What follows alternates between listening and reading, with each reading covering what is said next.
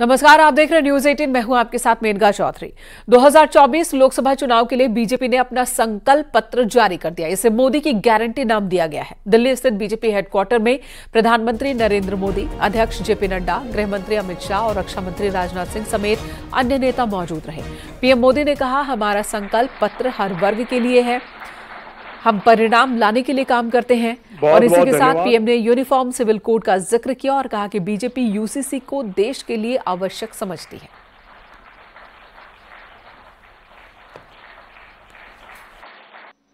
One nation one election के विचार को भी साकार करने का संकल्प लेकर के आगे बढ़ेंगे। बीजेपी यूनिफॉर्म सिविल कोड को भी देश हित में उतना ही आवश्यक समझती है। मुख्यमंत्री पुष्कर सिंह धामी ने उधम सिंह नगर के खटीमा में रोड शो किया और इसके बाद सीएम धामी ने एक जनसभा को संबोधित किया।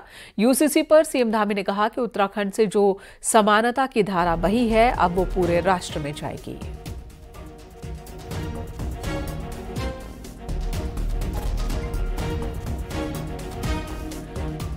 रोड शो में लोग बुलडोजर के साथ पहुंचे। जो तस्वीरें इस वक्त हम आपको दिखा रहे हैं, खटीमा की सड़कों पर लोगों की भीड़ देखिए। बीजेपी कार्यकर्ताओं की भी भीड़ है। सीएम धामी ने रोड शो निकाला तो वहां पर बुलडोजर भी नजर आया। बुलडोजर पर बीजेपी के कार्यकर्ता सवार हैं, पार्टी का झंडा भी लगा है।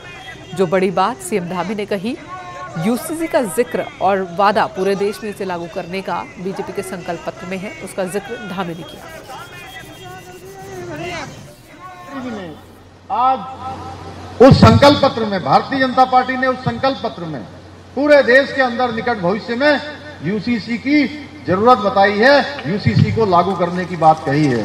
मैं प्रधानमंत्री जी का धन्यवाद करना चाहता हूं, अपने राष्ट्रीय अध्यक्ष जी का धन्यवाद करना चाहता हूं कि जो उत्तराखंड के अंदर जो गंगा समान नागरिक संहिता की निकली है, जिस प्रकार से यहां से गंगा, शारदा, यमुना निकलकर पूरे देश को जल और जीवन देने का काम करती है, उसी प्रकार से समान नागरिक संहिता की एक गंगोत्री यह भी पूरे देश को कहीं न कहीं एक रास्ता दिखाने का काम भविष्य में हमारे प्रधानमंत्री मोदी जी के नेतृत्व में करने वाली है।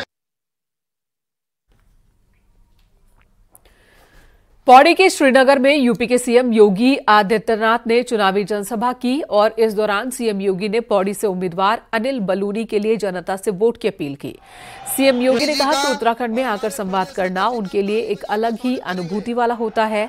योगी आदित्यनाथ ने कहा कि यहाँ के कण कण में भगवान शंकर का वास है।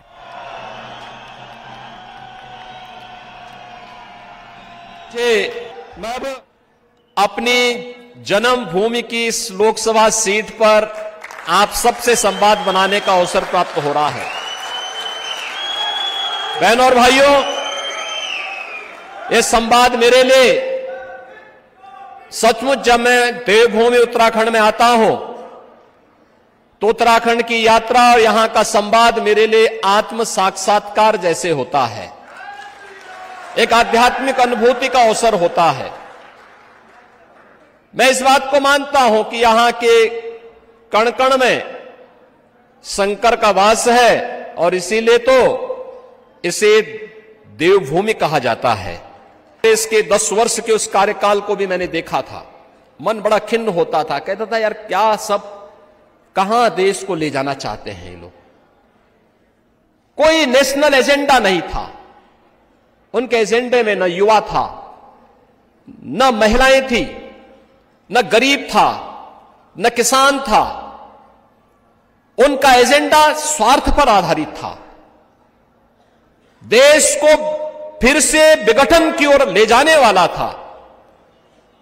लेकिन हमने पिछले 10 वर्ष के अंदर एक बदलते हुए भारत को देखा है, वैश्विक मंच पर जिसका सम्मान है।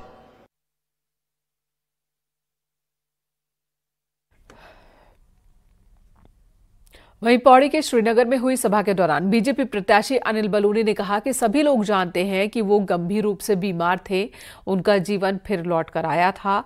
उन्होंने कहा कि मैं शपथ लेता हूं कि मेरे जीवन का पल पल और शरीर का कण कण गढ़वाल के विकास के काम आएगा। साथ ही उन्होंने कहा कि 19 तारीख के बाद आप देख लेना, गढ़वाल के विकास की झड़ी लगा देंगे वो। सिर्फ इतना कहता हूं कि आप सब लोग जानते हैं मैं बीमार था, मैं गंभीर रूप से बीमार था और मेरा जीवन चला गया था और मेरा जीवन लौट के आया है। मैं शपथ लेके जाता हूं आपके बीच में कि मेरा जीवन गढ़वाल के लिए बचा है। मेरे जीवन का पल पल और मेरे शरीर का कण कण इस गढ़वाल के काम आएगा, इस गढ़वाल के विकास के काम आएगा। आप 19 तारीख तक मेरा साथ दीजिए, आप 19 तारीख तक मेरा साथ दीजिए। 19 तारीख के बाद आपका भाई, आपका बेटा, आपका साथी अनिल बलूनी गढ़वाल में विकास की झड़ी लगा देगा। पूरी भारत सरकार, जितने हमारे मंत्री हैं, जितनी हमारी सरकार है, वो गढ़वाल के देरी पे खड़ी होगी, हमारे दरवाजे पे विकास के लिए खड़ी होगी। मैं आप लोगों को विश्वास दिलाता हूं, 4 दिन बचे हैं, घर घर जाइए, मोदी जी का प्रचार कीजिए। बीजेपी के प्रदेश प्रभारी दुष्यंत कुमार गौतम ने हरिद्वार के ज्वालापुर में डॉक्टर भीमराव अंबेडकर की मूर्ति पर श्रद्धांजलि अर्पित की। इस दौरान दुष्यंत कुमार गौतम ने कांग्रेस की राष्ट्रीय महासचिव प्रियंका गांधी के आरोपों पर पलटवार किया और कहा कि बीजेपी सरकार पर वही लोग करप्शन के आरोप लगा रहे हैं जो खुद 5,000 करोड़ के घोटाले के मामले में जमानत पर छूटे। आरोप लगा रहे हैं 5,000 करोड़ की घोटाले की जमानत पे छूटे हुए लोग हैं वो। इसलिए जो भ्रष्टाचार उन्होंने किया है वो इसलिए आरोप लगा रहे हैं कि मोदी जी ने कहा है सारे भ्रष्टाचारी जेल में जाएंगे। चुनाव प्रचार अब अपने अंतिम चरण में है। न्यूज 18 के मैनेजिंग एडिटर अमीश देवगन ने पुष्कर सिंह धामी से एक्सक्लूसिव बातचीत की, जिसमें सीएम धामी ने उत्तराखंड में एक बार फिर पंचकमल खिलने का दावा किया। साथ ही ये 5 सीटें 2019 से भी ज्यादा अंतर से जीतने की बात कही। राम मंदिर को लेकर सीएम धामी ने कहा कि पीएम मोदी के नेतृत्व में रामयुग की शुरुआत हुई है। सीएम धामी ने भगवान श्री राम का एक मधुर भजन भी गाकर सुनाया। नमस्कार व्यूअर्स, मैं हूं अमीश देवगन और मेरे साथ आज संवाद करने के लिए, बात करने के लिए मौजूद हैं उत्तराखंड के मुख्यमंत्री पुष्कर सिंह धामी जी। धामी जी, अभिनंदन है आपका न्यूज 18 पर। धन्यवाद, नमस्कार। आप तो चुनाव चल रहा है, इस समय चरम पर चुनाव पहुंच गया है, खासतौर पर उत्तराखंड में तो पहले राउंड में ही चुनाव होना है। तो हालात क्या हैं यहाँ पर?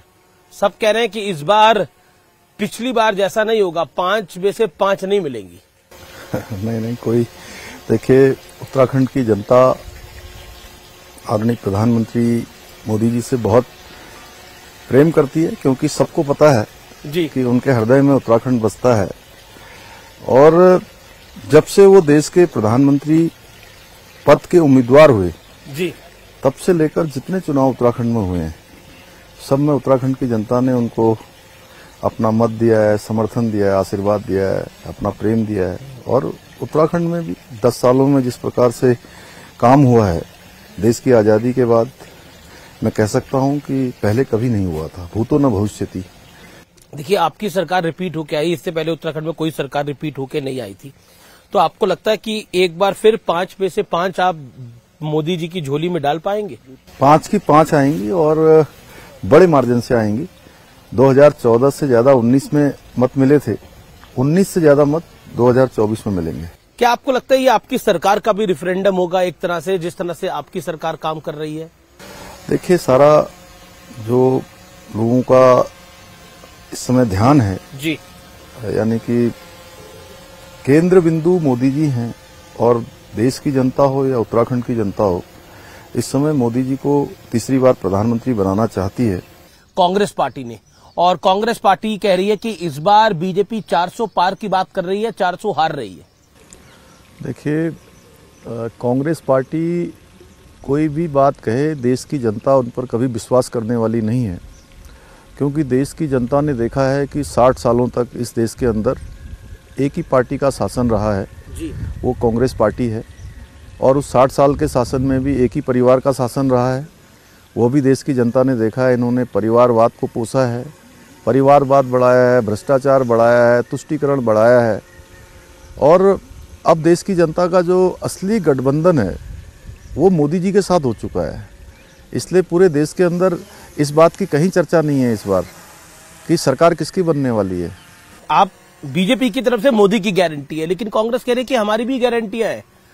उनकी गारंटी पर किसी को कोई विश्वास नहीं है, उनकी कोई गारंटी है ही नहीं है, उन्होंने कोई काम ही अपने समय में नहीं किया है। रामलला के आपने दर्शन करे तो क्या महसूस हुआ जब आप अयोध्या जी में पहुंचे और रामलला के सामने खड़े थे?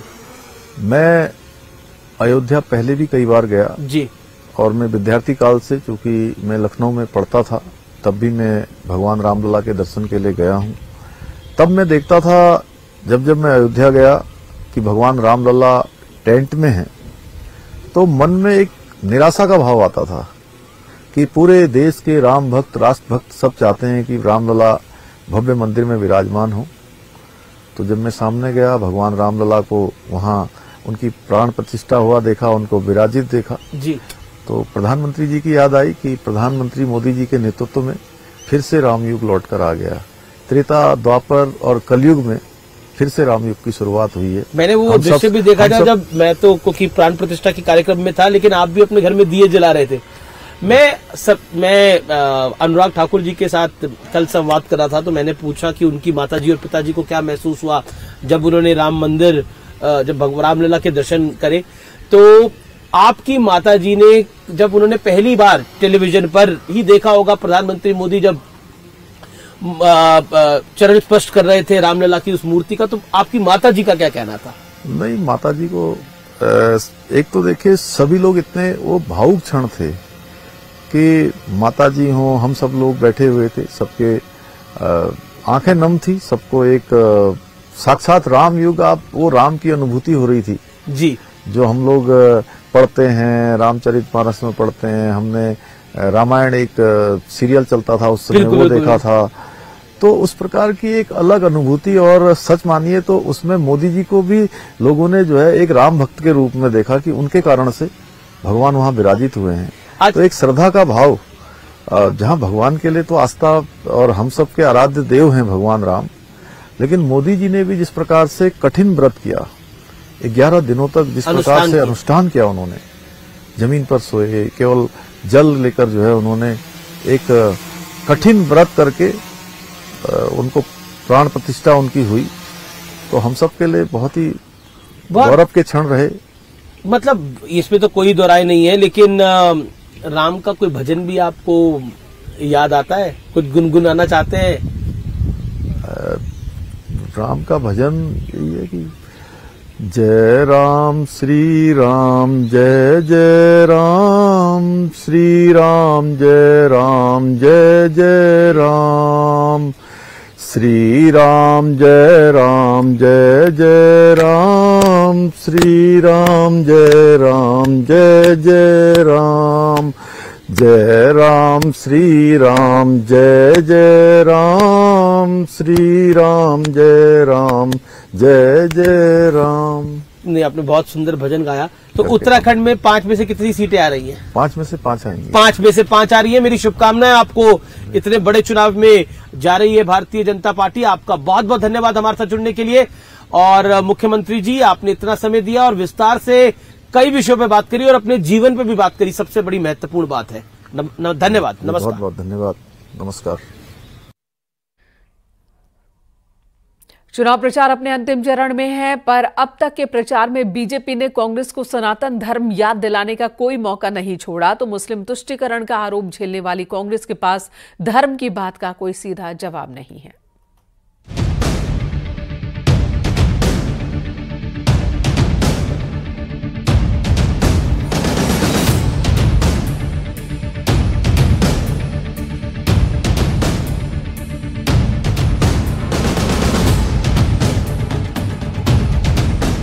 देवभूमि में बीजेपी का चुनाव प्रचार अंजाम की तरफ बढ़ रहा है। प्रधानमंत्री नरेंद्र मोदी के साथ सीएम योगी और मुख्यमंत्री पुष्कर सिंह धामी प्रचार के काम को करीब करीब अंजाम दे चुके हैं। तो देवभूमि के चुनाव प्रचार में कांग्रेस का मुस्लिमों की हितैषी बताकर बीजेपी ने अपने एजेंडे को बार बार जनता तक पहुंचाया। सीएम धामी ने मुस्लिम यूनिवर्सिटी से लेकर हल्द्वानी दंगों पर कांग्रेस को घेरा, तो कांग्रेस के घोषणा पत्र को आजादी के बाद का मुस्लिम लीग का घोषणा पत्र करार दे दिया। तो श्रीनगर की जनसभा से यूपी के सीएम योगी आदित्यनाथ कांग्रेस को राम विरोधी बताकर निशाना साध गए। पिछली बार जब विधानसभा का चुनाव हो रहा था तो उस समय कह रहे थे कि उत्तराखंड में हमारी सरकार बनेगी तो हम क्या करेंगे, मुस्लिम यूनिवर्सिटी बनाएंगे भाइयों बहनों। ये देवभूमि में वो कहते हैं कि मुस्लिम यूनिवर्सिटी बनाएंगे, और अब की बार कहते हैं कि मुस्लिम पर्सनल लॉ बोर्ड के जो नियम है उसको हम लागू करेंगे। नहीं, सरकार अगर हमारी बनती है तो। और आगे भविष्य में दंगा रोधी कानून हम लेकर आए हैं कि आप कोई भी दंगा करेगा, कोई भी सरकारी संपत्ति को नुकसान पहुंचाएगा, निजी संपत्ति को नुकसान पहुंचाएगा, तो उसके एक एक जो नुकसान होगा उसकी एक एक पाई की भरपाई उसी दंगाई से सुनिश्चित की जाएगी, दंगा करने वाले से वसूल किया जाएगा। भाइयों बहनों, कांग्रेस कहती थी कि राम तो हुए ही नहीं,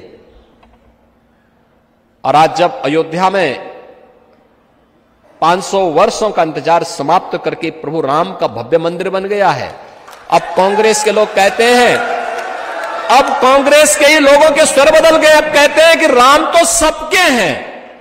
आप देखो ना कितने बहुरूपिया हैं, पहले कहते थे राम हुए ही नहीं, आज कहते हैं राम तो सबके हैं।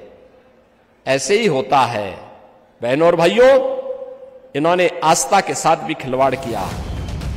उत्तराखंड में जुम्मे की नमाज की छुट्टी 2017 विधानसभा चुनाव में मुद्दा बनी और आरोप पूर्व मुख्यमंत्री हरीश रावत पर लगे। तब से हर चुनाव प्रचार में बीजेपी ऐसे मुद्दे को कांग्रेस के खिलाफ हथियार बनाकर इस्तेमाल कर रही है, और यही इस बार भी हुआ। वहीं कांग्रेस चाहकर भी ये दाग नहीं मिटा पा रही। मुस्लिम तुष्टीकरण के आरोप झेल रही कांग्रेस इसे धर्म की नहीं बल्कि संविधान बचाने की लड़ाई बता रही है। क्या हमारे देश में धर्म खत्म हो गया? क्या आस्था खत्म हो गई? आप बताइए, क्या हिंदू हिंदू नहीं रहे? जिसको जो अपना धर्म मानना है वो धर्म हमने माना है। हमारे संविधान ने यह अधिकार हम सबको दिया है, तो धर्म कोई किसी की बापोती नहीं है, किसी भी राजनीतिक दल की। बीजेपी ने चुनाव प्रचार में राम मंदिर, यूसीसी, हल्द्वानी में एक्शन की बात करके सनातन धर्म को मजबूत करने की बात की। तो 10 साल से देश और 7 साल से उत्तराखंड में सत्ता से दूर बैठे कांग्रेस नेताओं के पास बीजेपी के आरोपों का कोई सीधा तोड़ नजर नहीं आता। दीपांकर भट्ट, न्यूज़ 18, देहरादून।